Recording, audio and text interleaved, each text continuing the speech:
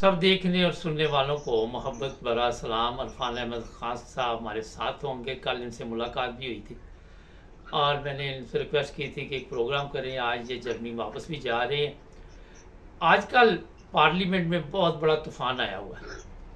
मैंने एक प्रोग्राम सुबह आपको दिखाया भी है और खान साहब से पूछे, खान साहब ये तो कहते हैं कि सबसे ज़रूरी काम इस वक्त यही है जो अहमदियों का मसला है और उनको इबादत की बिल्कुल इजाज़त नहीं होनी चाहिए, ना बाहर कहीं कर सकते, ना घरों में कर सकते, ना मसाजिद में कर सकते।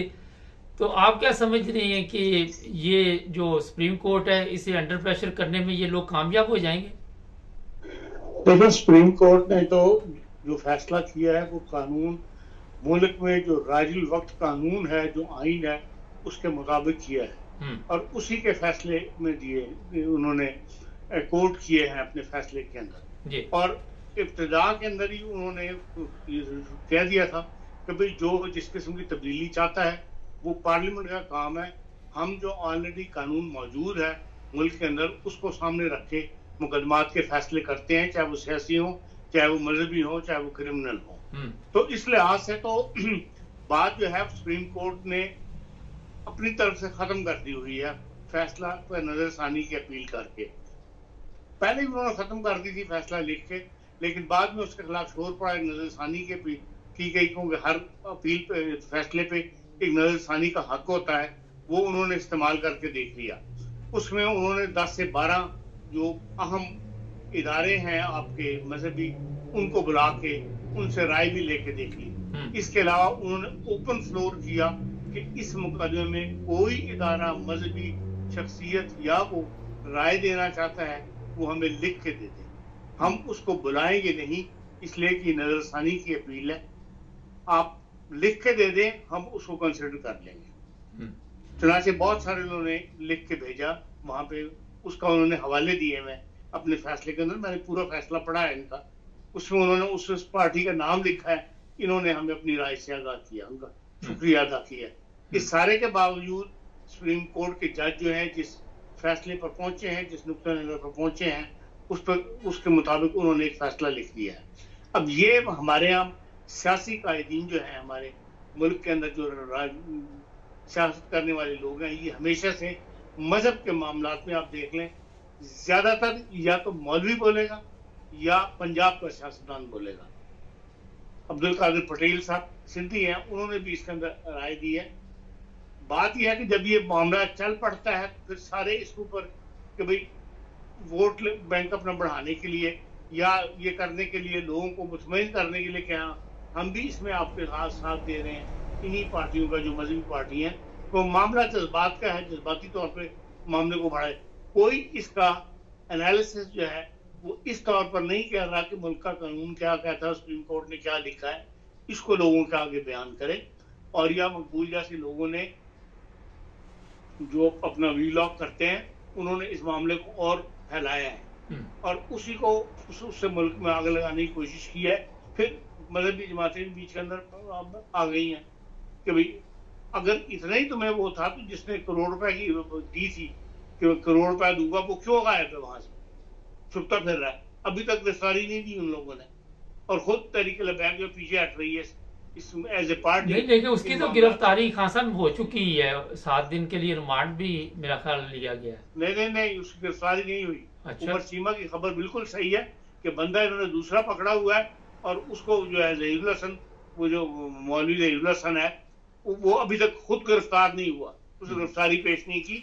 और कहा यह जा रहा है कि अब वो सूबा सरहद के अंदर खैबर पख्तूनख्वा में छुप गया हुआ है।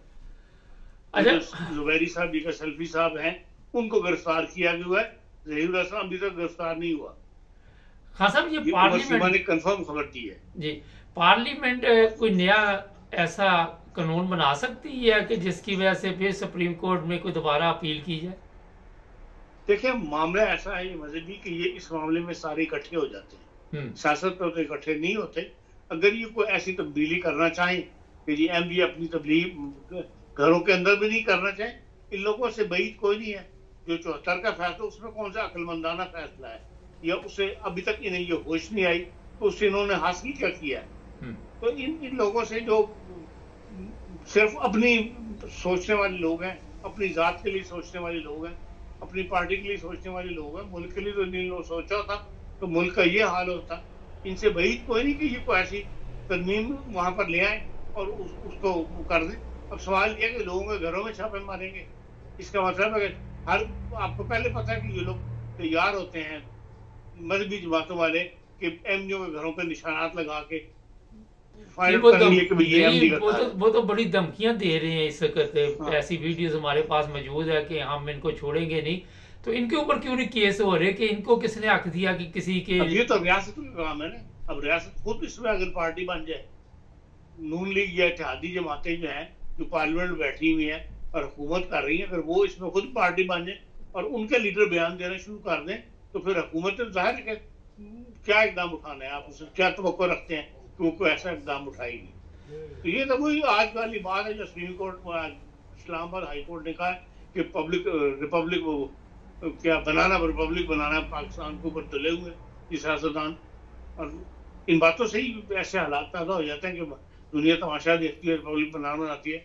आज की भी खबर है कि वो 5 अरब रुपए की सरमायाकारी के लिए ये बड़े मेमो साइन करते फिर रहे थे, वो सारा डामाडोल गया और खतरे में पड़ गई। इन हालात में कौन इस मुल्क के अंदर आके सरमायादारी करेगा? खान साहब, उलमा कहते हैं जो वहाँ पे हैं कि जनाब ये मगरब जो है इनकी मदद कर रहा है अहमदियों की, और मगरब में जो लोग रहते हैं वो खुलकर इनको सियासी बना दे रहे हैं यहाँ पे, और इस तरह की बातें उलमा के सोशल मीडिया पे भी कर रहे। तो मगरब आना तो ये खुद भी सारे चाहते हैं, ये भी चाहते हैं हमारे बच्चे मगरब में जाके पढ़े, यूरोप में जाके, अमेरिका में पढ़े। तो जब ऐसे कवानीन ये बनाएंगे, इस तरह की बातचीत करेंगे, तो ज़ाहिर हर कोई अपने लिए सेफ रास्ता ढूंढता है, तो फिर इनको क्यों इतराज है? देखिए यही तो बात है कि मगरब तो कानून की हुकूमत है। मुल्क मगरब के तमाम ममालिक के अंदर जो भी आपको फैसिलिटेट किया है, चाहे वो फलस्तीनी को किया है, चाहे वो एमडीओ को किया है, चाहे वो किसने फायदा नहीं उठाया। पाकिस्तान की कौन सी सियासी जमात है, ये मजहबी जमात है जिनको लोगों ने आके यहाँ पे पनाही नहीं ली हुई। जो हजारा मौलवी इकट्ठा हो गया हुआ है वो भी किसी बेस पे यहाँ आया हुआ है ना। तो इसलिए कानून के साथ, ये मुल्क कानून के सहारे चलते हैं। कानून से में उनको ऐसी सपोर्ट दी हुई है, और जो एमडीओ को सपोर्ट इनको चुभती है वो भी मुल्क का कानून उनको सपोर्ट दे रहा है। तब ने कोई रियासतों ने सपोर्ट नहीं दिया, अदालतों ने सपोर्ट दिया है और कानून का सहारा लेकर उनको सपोर्ट दी गई है। किसी हुकूमत ने ये नहीं कहा कि हाँ जो एमडीओ हमारे मुल्क के अंदर आए या जो एमडी है हम उसको डिपोर्ट नहीं करेंगे। खान साहब, जो भी एमडी को फैसिलिटी मिली है वो कानून के जरिए मिली है। लेकिन ये पार्लियामेंट में ये बताया जा रहा है जी इनको कोई यहाँ पे प्रॉब्लम नहीं, साथ ये कहा जा रहा है कि ये अपनी इबादत नहीं कर सकते। दोनों तरफ से मुझे तो समझ नहीं आती, खुद ही ये सवाल करते हैं, खुद ही उसी का जवाब दे देते हैं, प्रॉब्लम भी खुद पैदा करते हैं, और जब यहाँ से लोग चले जाते हैं दूसरे ममालिक में तो फिर भी इनको इतराज है। देखें ये तो सारी दुनिया को पता लग चुका है कि ये झूठ बोलते हैं कि ये हमने अक़लियतों को वहां पर फैसिलिटी, पाकिस्तान के अंदर कोई तकलीफ नहीं है। सिर्फ एमडी नहीं बल्कि हर कम्युनिटी है अक़लियत वाली वो पाकिस्तान के अंदर खुश नहीं है। जो कुछ पारा चनार में हो रहा है जिसके ऊपर ईरान रात बोला है, ईरान ने बड़ा सा पाकिस्तान से एहतियात किया है कि जो कुछ पारा चनार के अंदर शिया सुन्नी फसाद चल रहा है और ये अखबारें खबरों में नहीं आने दे रहे, टीवी पे नहीं आने दे रहे, सोशल मीडिया से लोगों को खबरें निकल रही हैं। आज जोहरा बलोच ने उसके ऊपर ईरान को कहा है कि ईरान के पास सारी इंफॉर्मेशन नहीं है, और ये वो लोग हैं जो हर इंफॉर्मेशन जो है वो रखते हैं।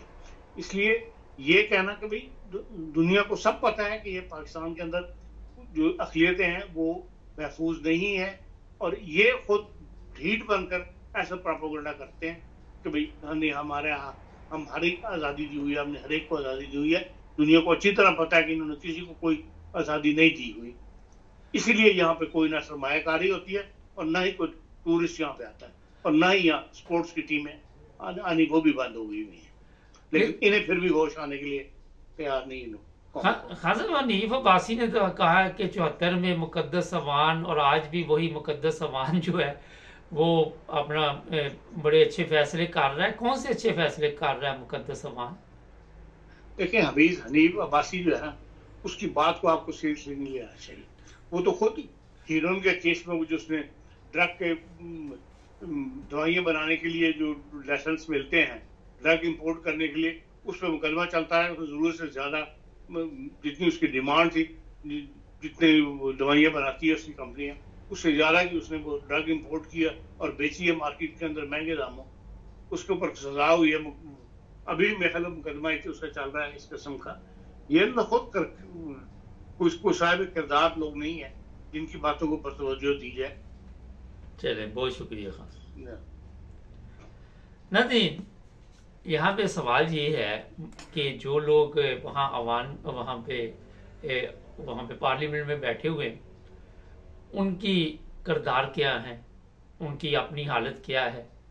आप सबके इल्म में होगा, ज़्यादा देर नहीं गुजरी, कई आपके ऐसे वज़ीर दाखिला गुजरे अब इस दुनिया में नहीं है, रहमान मलिक जैसे, जिनको एक सूरत नहीं आती थी, जिनको एक सूरत नहीं आ रही थी, और इसी हालत पर वो मेरा चला गया दुनिया से।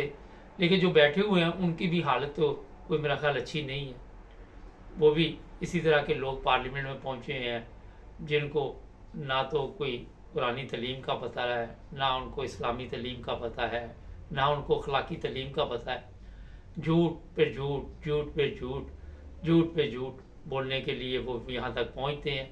और जिस रास्ते से पहुँचते हैं, मैं आपको क्या बताऊँ, वो आप सबके इल्म में है कि किस तरह इनको वहाँ पे लाया जाता है। और जो लोग लेके आते हैं वो इनको इस्तेमाल करते हैं टिश्यू पेपर की तरह, और ये टिश्यू पेपर की तरह इस्तेमाल होते रहते हैं। जब इनकी ज़रूरत नहीं होगी वो फिर उनके पास कई तरीके होते हैं।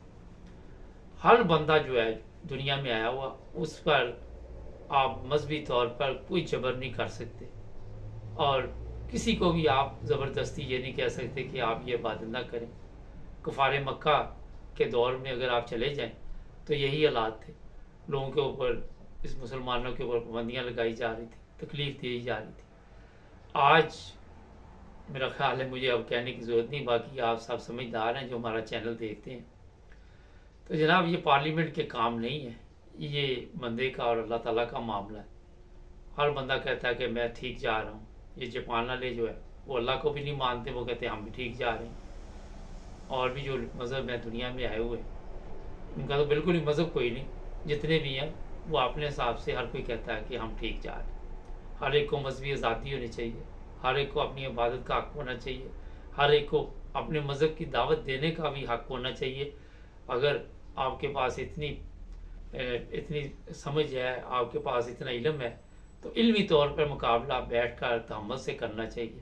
पाबंदियाँ लगाने से मसाइल हल नहीं होते। और आप में से जितने लोग देख रहे हैं वो सब इस चीज़ पे इत्तेफाक करते हैं कि पाकिस्तान आज इस हालत में क्यों पहुंचा, उसको किस तरह लूटा गया। कभी मज़हब के नाम पे लूटा गया, कभी सियासत के नाम पे लूटा गया। खैर, प्रोग्राम काफ़ी लंबा हो गया। चैनल को सब्सक्राइब करना मत भूलें, जुड़े रहें हमारे साथ।